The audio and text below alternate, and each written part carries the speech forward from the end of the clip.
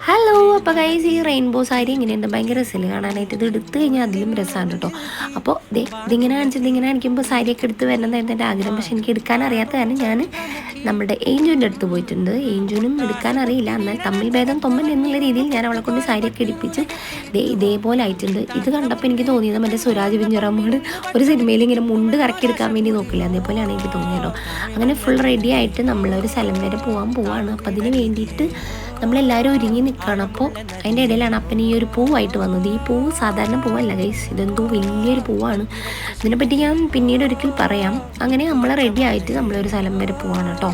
എല്ലാവരും ഉണ്ട് ഭയങ്കര സന്തോഷത്തിലൊക്കെയാണ് കുറേ നാൾക്ക് ശേഷമാണ് നമ്മൾ അങ്ങോട്ട് പോണത് എങ്ങോട്ട് എന്നുള്ളത് നമ്മൾ നെക്സ്റ്റ് വീഡിയോയിൽ കാണും അപ്പോൾ എങ്ങനെയുണ്ട് എൻ്റെ സാരിയൊക്കെ എടുത്തിട്ട് നല്ല സുന്ദരമായിട്ടില്ലേ അപ്പോൾ അതിൻ്റെ ഇടയിൽ നമ്മൾ പോണ വഴിക്ക് ഒരു ചായ കുടിക്കാൻ വേണ്ടി ഇറങ്ങിയതാണ് ഡെസ്റ്റിനേഷൻ എത്തിയിട്ടില്ല ഡെസ്റ്റിനേഷൻ നെക്സ്റ്റ് വീഡിയോയിൽ പാക്കല അപ്പോൾ ബൈ